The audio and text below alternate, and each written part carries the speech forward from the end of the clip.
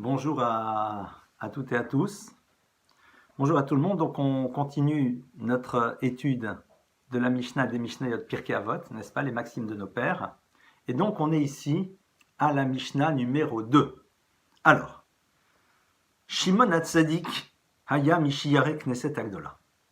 Shimon Hatzadik, le juste, faisait partie des rescapés, des derniers qui faisaient partie de Knesset Agdola, la grande assemblée.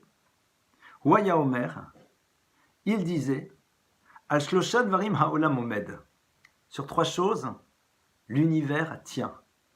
À la Torah, sur la Torah, Al Ha'avoda, sur le service, pour l'instant on le traduit comme ça, Val Gmilut Rasadim, et sur les bienfaits que l'on peut faire aux autres. Tout d'abord, il faut se rappeler qui est Shimon Hatzadik. Shimon Hatzadik est un personnage fameux dans l'histoire. Il est celui qui était grand prêtre. Le texte du Midrash nous rapporte que lorsqu'Alexandre le Grand va à la rencontre de sa conquête de Jérusalem, eh bien Shimon Hatzadik sort à sa rencontre avec les habits du grand prêtre. Et quand Alexandre le Grand le voit arriver, eh bien il se prosterne devant lui. Alors bien sûr, personne ne comprend et dit « Mais c'est son visage que je vois chaque fois que je vais livrer bataille et que je vais gagner celle-ci. » Shimon Hatzadik est donc un personnage très élevé. Il va nous dire, eh bien, sur trois choses, l'univers tient. Alors, évidemment, la première lecture que l'on pourrait avoir serait de se dire, l'univers, le monde, évidemment, c'est vrai, on va y revenir dans quelques instants. Mais, peut-être que, avant de parler de l'univers dans lequel nous sommes, on peut parler de Olam HaKatan, des petits univers que nous construisons nous-mêmes, c'est-à-dire notre vie. Et Shimon dit, voilà, sache qu'en vérité, il y a trois choses qui te permettent de construire ton univers pour et à la fois vivre correctement dans ce monde-ci et accéder au monde futur. Et le but, c'est de réussir à inscrire et à installer ces trois dimensions à l'intérieur de ta vie. Tout d'abord, à la Torah, sur la Torah, c'est-à-dire l'importance fondamentale qui est donnée à l'étude et à la connaissance de la Torah. Je veux juste faire une petite parenthèse sur cela. Vous savez qu'on est dans un monde dans lequel, la plupart du temps, lorsque l'on apprend quelque chose, eh bien c'est parce qu'on va en avoir besoin par rapport éventuellement à un métier que l'on va faire par la suite. L'étude de la Torah est quelque chose de totalement différent. L'étude de la Torah, c'est quelque chose de constant. Le but de l'étude, ce n'est pas de pouvoir accéder par la suite à un certain poste, d'aucune manière. Le but de l'étude, c'est de se nourrir de la parole d'Hachem. Et il n'y a pas de plus grande mitzvah que d'étudier. Alors, je vais vous raconter une histoire, je pense qu'elle est fausse, mais c'est pas grave, elle est jolie. C'est l'histoire de ce président de communauté qui avait engagé un nouveau rabbin. Le rabbin était logé par la communauté, c'est elle qui prenait en charge son logement et tous les frais. Et puis le président passe de temps à autre devant la maison du rabbin et constate que le soir, assez tard, les lumières brûlent toujours. Alors évidemment, il est un peu embêté parce qu'il se dit, bon ben comme c'est la communauté qui paye, peut-être que le rabbin s'en fiche. Mais en même temps, ça ne se fait pas de le dire au rabbin. Alors comment il va faire? Il ne sait pas encore, et puis un beau jour, il croise le rabbin, et puis il lui dit, monsieur le rabbin, voilà, comment allez-vous? Je voulais prendre de vos nouvelles, dites-moi, tout va bien chez vous, tout se passe bien, pas de souci. Le rabbin lui dit, mais pourquoi? Il dit, non, comme il m'arrive parfois de passer devant chez vous tard, que je vois la lumière allumée, peut-être qu'il y a un souci, peut-être qu'il y a une difficulté, quelqu'un de malade, que sais-je? Et le rabbin le regardait, il lui dit, non, pas du tout, tout va bien, grâce à Dieu, merci beaucoup. Non, c'est vrai que le soir, la lumière est allumée relativement tard parce que j'étudie. Oh, très bien. Le président ne dit rien. Et puis, 2-3 ans après, ce rabbin part, il va dans une autre communauté, le président va chercher un autre rabbin, et on va dire qu'il écrit, allez, je ne sais pas si ça existe, au syndicat des rabbins, en tout cas, il envoie une lettre pour qu'on lui envoie un autre rabbin. Et dans cette lettre, il dit, pouvez-vous m'envoyer un nouveau rabbin, mais un qui ait déjà terminé ses études, si ça ne vous dérange pas. Évidemment que cette idée d'étudier la Torah de manière constante, elle est très surprenante et malgré tout, elle fait partie de la respiration du peuple d'Israël. Le verset nous dit « V'hagita bo yomam valayla » et tu te préoccuperas d'elle yomam valayla, jour et nuit. C'est-à-dire que quand tu as du moment libre, je vous prie de m'excuser, quand tu as un moment libre, eh bien, tu dois apprendre et étudier. Alors je dis bien, un moment libre, c'est une fois que tu as fini ton travail, que tu t'es occupé de ton conjoint, de tes enfants, que tu as fait ce qui t'était nécessaire. Mais une fois que tu as fait ce qui était nécessaire pour que ta vie se passe correctement, eh bien à ce moment-là, tu ouvres un livre et tu apprends. Et c'est quelque chose qui dure toute l'existence. La Torah est un puits sans fond. La Torah, c'est ce qu'on appelle Yam, une mer de connaissances dans tous les domaines. Regardez la bibliothèque qui est derrière, c'est tout petit comme bibliothèque. Ça, c'est ce que Shimon HaTzadik nous dit. Pour construire ton monde, la première chose, à la Torah. Alors, évidemment, certains vont dire, oui, mais nous n'avons pas trop le temps. Nos maîtres disent qu'après 120 ans, on va demander à la personne la question suivante. Kavata itim la Torah, as-tu fixé des temps pour l'étude de la Torah? C'est-à-dire, est-ce que tu t'es révélé à toi-même l'importance de l'étude en te fixant des moments d'étude? Ces moments peuvent être 10 minutes, un quart d'heure par jour, voire 5 minutes. Mais est-ce que tu as montré l'importance qu'avait la Torah dans ta vie en fixant de manière régulière et récurrente des moments d'étude? La Torah, c'est le lieu de rencontre entre les parents et les enfants, puisque le texte nous enjoint de leur apprendre la Torah. Et c'est aussi notre élixir, c'est notre oxygène. C'est quelque chose qui a accompagné en permanence le peuple d'Israël dans toute son histoire. Et quand on dit le peuple du livre, c'est vraiment le peuple qui veut approfondir, connaître, découvrir, explorer encore et encore tout ce que ce livre a à lui dire, tout ce qu'il a à lui enseigner, puisque ce livre, au fond, c'est l'expression de la parole d'Hachem. Donc, première chose, pour pouvoir construire ton monde, il faut que la Torah ait une place chez toi à la maison. Il faut que l'étude fasse partie de ta vie. Peut-être pas beaucoup, tu n'as pas le temps, c'est possible.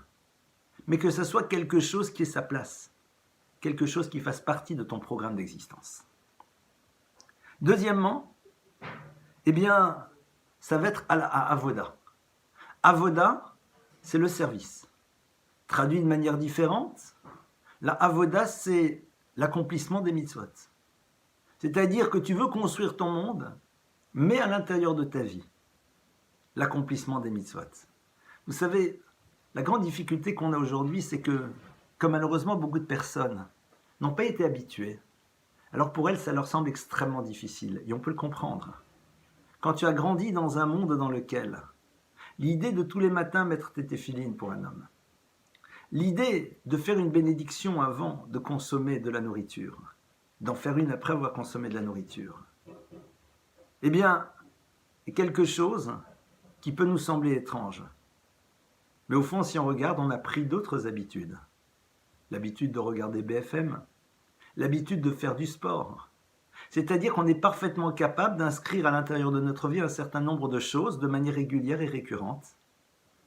La différence qu'il y a, c'est que les mitzvot nous transforment et sont surtout le lieu de rencontre et de lien avec le Créateur de l'univers. Le Talmud nous dit que Dieu dit « Vous croyez que moi j'ai besoin pour moi de vos mitzvot ?»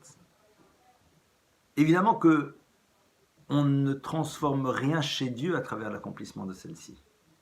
Le but des mitzvot, c'est de nous transformer et de nous permettre d'accéder à un niveau élevé, dans ce monde-ci comme dans le monde futur. Vous savez, si on voulait traduire ça de manière différente, on pourrait imaginer les mitzvot comme étant les règles que les parents donnent aux enfants afin que ceux-ci puissent réussir à l'école et dans la vie. Ces règles sont parfois contraignantes. Savoir se lever à l'heure, savoir se coucher à l'heure, savoir faire des efforts, être dans la constance, etc., etc. Ne pas faire tout et n'importe quoi. Ne pas vivre des expériences qui créent des traumas et dont il sera difficile par la suite de se libérer, de ne pas aller vers des univers toxiques, qui même si à l'instant T nous procurent une forme de plaisir, à terme ne construisent rien. Tout parent du monde sait pertinemment que dans le rapport qu'il a à ses enfants, il lui donne des mitzvot, il lui donne des commandements, il lui donne des règles. Eh bien, il existe aussi des règles spirituelles. Des règles qui font que, dans tous les domaines, nous sommes différents. Notre difficulté à nous, c'est que l'on ne perçoit pas immédiatement ô combien elles sont nécessaires. Mais peut-être qu'on peut faire confiance à nos parents, à nos grands-parents, ou alors à nos arrière-grands-parents, qui ont toujours été à l'écoute, et qui ont compris ô combien ces choses-là étaient fondamentales, et surtout, comme on l'a vu tout à l'heure dans un autre cours, rentrer dans la compréhension pour mieux percevoir tout ce que l'accomplissement des mitzvot met en place dans notre vie. Et au passage, je fais une petite parenthèse.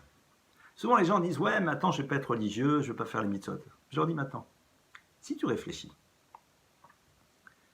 est-ce que vraiment une vie de mitzvot est si complexe? Le matin, tu te lèves. Faire attention à la nourriture cachère, c'est comme si demain tu décides de manger macrobiotique. C'est juste un choix. Faire une bénédiction avant n'est pas quelque chose qui va te prendre du temps. Ça va te prendre 20 secondes. Mais c'est juste t'arrêter un instant et avoir de la reconnaissance par rapport à ce que Dieu te donne. Faire une bénédiction après ne prend pas beaucoup de temps. C'est être capable de dire merci. Prier. Allez, c'est compliqué pour toi d'imaginer que tous les matins tu vas faire ta prière pendant 25 minutes. Combien de temps ça prend pour un homme de mettre les téphilines? 1 minute? 2 minutes? De faire le schéma? De faire même éventuellement la Shmoneh Esrei, la prière en français s'il n'arrive pas à la dire en hébreu? Tu vois bien que tu es capable de consacrer tous les jours 10 minutes, un quart d'heure pour voir les nouvelles. Alors pourquoi ne pas être capable tous les jours de consacrer cela et puis après tu pars travailler. Là, c'est vrai que dans le monde du travail, tu vas avoir beaucoup de commandements. Et là-dessus, c'est plus complexe. Tout ce qui a trait au rapport à l'autre. Mais ça y est, tu as commencé ta journée, tu as mangé ton petit déjeuner, il est cachère, tu as fait des bénédictions, tu as mis les téphilines pour un homme. Et puis après, tu rentres dans le monde et tu te rappelles qu'en tant que juif, tu dois être vigilant sur ta langue. Tu dois ne pas faire de médisance. Tu dois juger positivement. Tu dois ne pas te mettre en colère et tenir en cœur. Ça, au fond, c'est des choses qui sont plus complexes. À midi, ok. Tu vas manger de nouveau cachère. Et alors? Ça dérange les autres, pourquoi?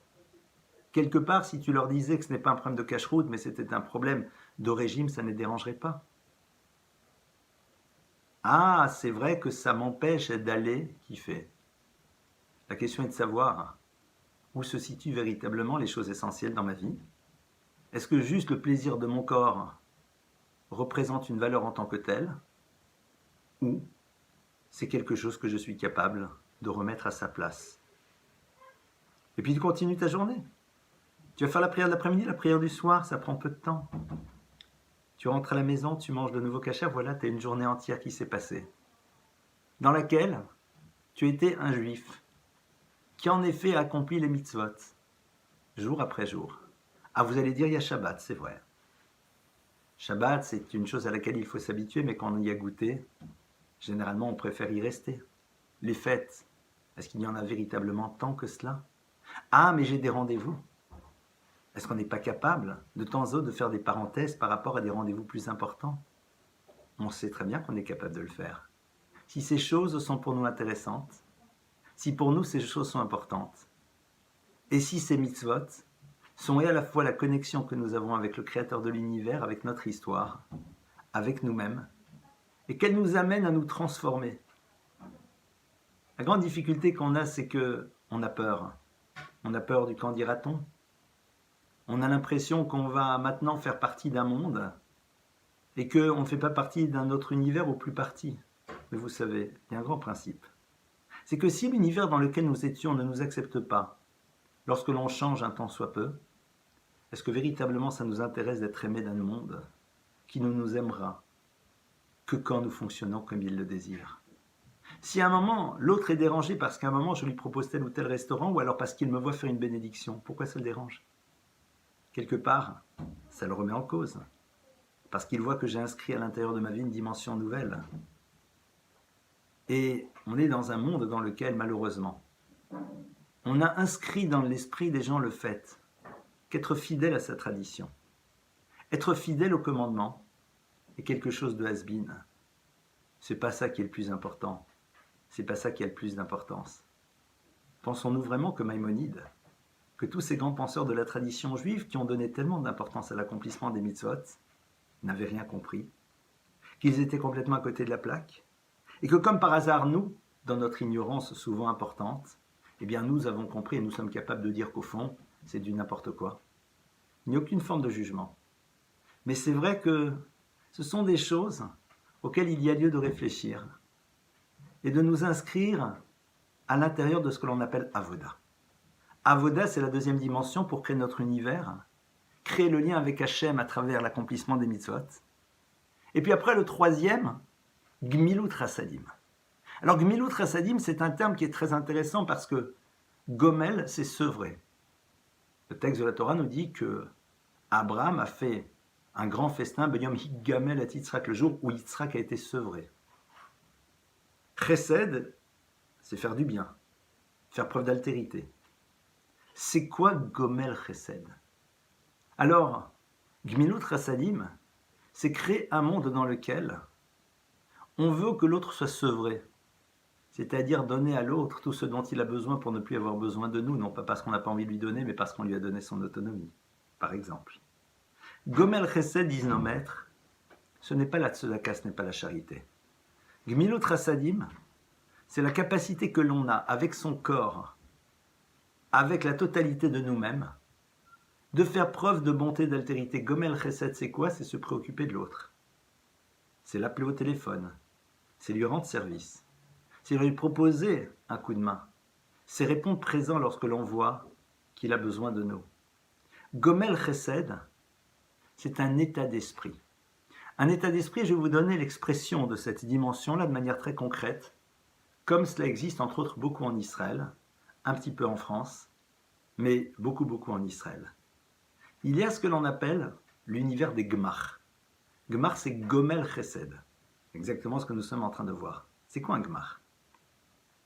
Un Gmar, c'est le fruit d'une réflexion qu'une personne va avoir, dans lequel elle va se dire, mais comment puis-je rendre service à l'univers dans lequel je me trouve?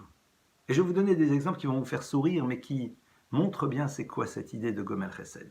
Je vais vous donner l'exemple, par exemple, pardonnez-moi, je vais vous donner l'exemple suivant. Vous êtes dans un petit village à côté de Jérusalem. Il n'y a pas de pharmacie, il y a un médecin.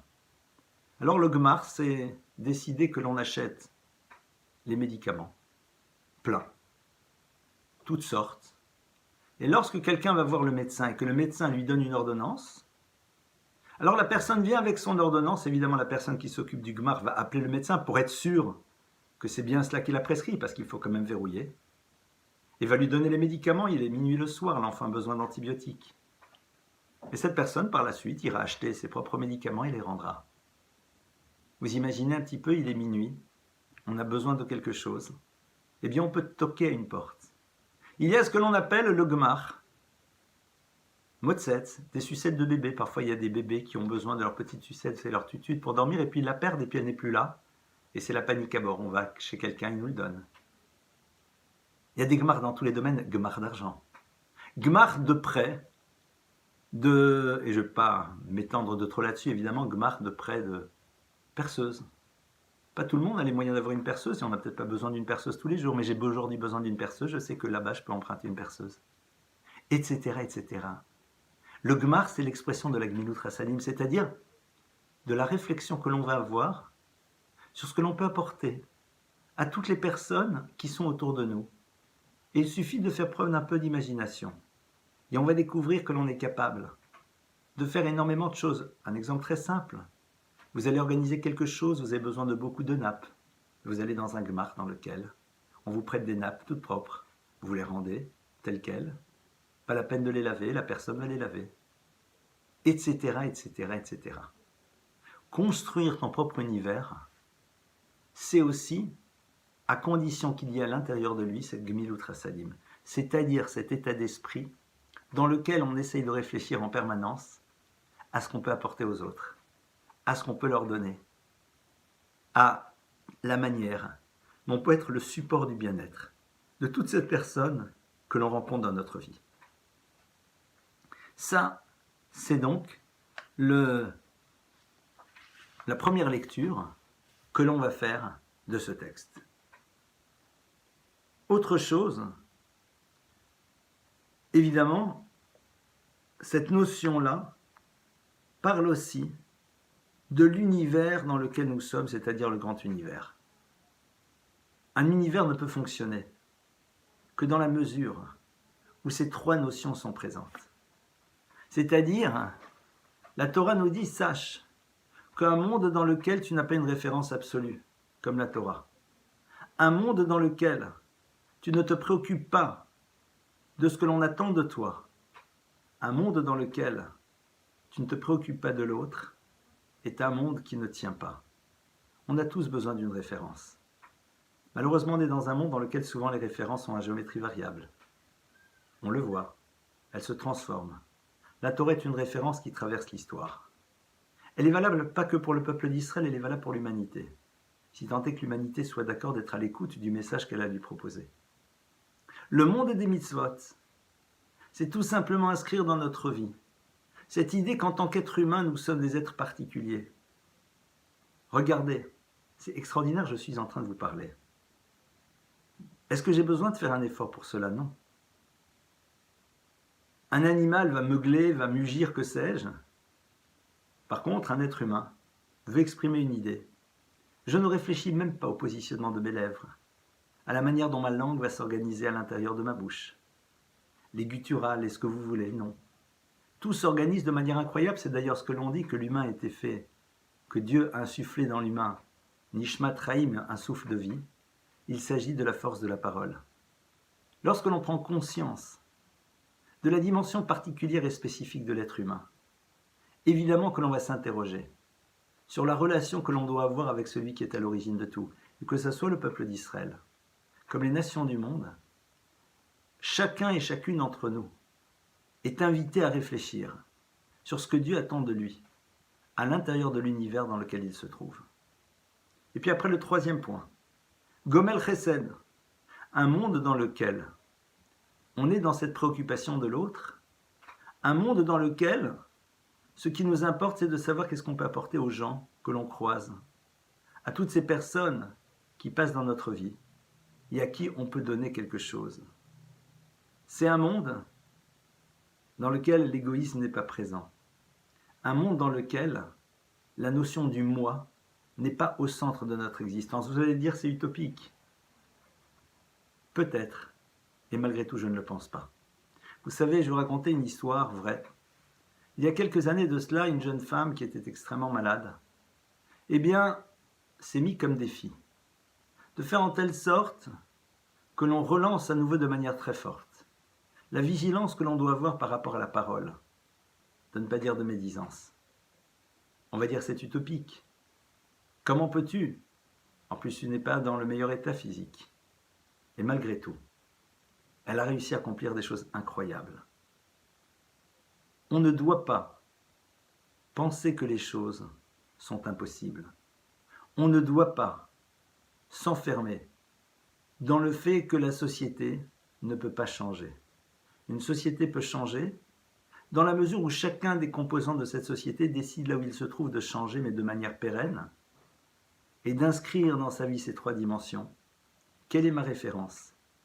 Est-ce que cette référence, je la construis autour de mes désirs, ou est-ce qu'elle est là comme étant une forme d'absolu? Est-ce que pour moi, la relation au créateur de l'univers est porteuse de sens? Ou alors ma vie m'appartient, j'en fais ce que je veux, et après moi le déluge, comme certains vont dire, sans réfléchir aux conséquences que cela peut avoir au niveau de l'humanité. Et cette notion de Gmilut Chassadim, qui ne doit pas être présente juste dans des moments de difficulté, mais être un état d'esprit que l'on construit dans une société. Je me rappelle, il y a 1 ou 2 ans, un ami m'a interpellé, m'a dit « je ne comprends pas ».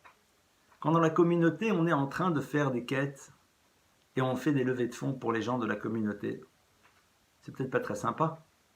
Et pourquoi on ne fait pas la même chose pour tout le monde? Et je lui ai dit non, au contraire. En faisant cela, nous essayons d'enseigner quelque chose. Le verset nous dit « Mi psarcha al tit alem », ce qui veut dire de ta propre chair ne t'écarte pas. La Torah nous enjoint à chacune et à chacun d'entre nous de voir en premier lieu celles et ceux qui sont autour de lui ou autour d'elle. Et évidemment, si chacun et chacune avait cet état d'esprit, eh bien tout le monde aurait ce dont il a besoin. Bien sûr, si à un moment celles et ceux qui sont autour d'une personne ne peuvent pas lui donner, c'est à d'autres de venir, la question ne se pose pas. Évidemment. Mais dans l'absolu, cette préoccupation de l'autre, c'est un état d'esprit qui d'abord doit s'exprimer par rapport aux univers qui sont autour de nous. Mais si chacun fait la même chose, c'est-à-dire que le peuple juif dit oui, je m'occupe de mes coreligionnaires, et la personne qui est dans l'immeuble d'à côté me dit oui, je m'occupe des personnes qui sont dans mon immeuble, et le troisième, oui, je m'occupe. Ce n'est pas que je ne veux pas m'occuper de toi, parce que toi, justement, ceux qui te sont proches s'occupent de toi. Moi, je m'occupe de ceux qui me sont proches. C'est pas que je refuse, c'est que chacun, au fond, est d'abord préoccupé par celles et ceux qui sont à ses côtés. Évidemment, je le répète, si à un moment, quelqu'un n'a personne, alors nous devons intervenir, la question ne se pose pas. Mais il y a un état d'esprit. Et cet état d'esprit, c'est ce que l'on appelle Gomel Chesed.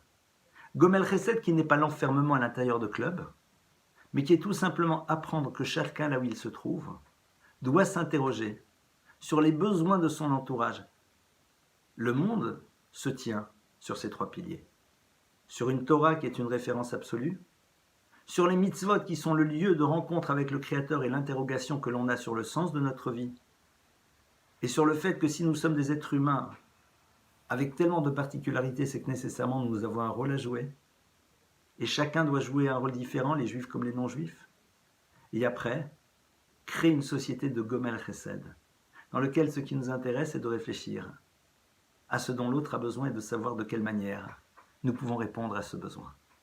Voilà quelques idées que Shimon HaTzadik nous enseigne. Shimon HaTzadik, l'être juste, celui devant lequel Alexandre se lève. Shimon HaTzadik est celui qui nous donne le deuxième enseignement des Pirkei Avot, qui, comme on l'a vu, sont là aussi bien, pour nous apprendre à construire notre propre univers, notre petit univers du quotidien, et en tant que juif de manière particulière, et permettent aussi de créer un univers dans lequel les choses fonctionnent de manière différente. Voilà à quoi nous invite cette Mishnah. Essayons d'y réfléchir et de savoir comment chacune et chacun d'entre nous, par rapport à ce qu'il est, peut mettre en place de manière concrète ces enseignements dans sa vie. Je vous remercie pour votre écoute. Je nous souhaite d'excellentes nouvelles. Bezrat Hashem, on se retrouve demain à 10h pour un cours sur le Bitachon, à 12h30 Bezrat Hashem sur le Chesed, et à 20h demain soir aussi, un cours sur les Pirkei Avot. Merci beaucoup, de très très bonnes nouvelles à tout le monde, Bezrat Hashem, Kol Tov.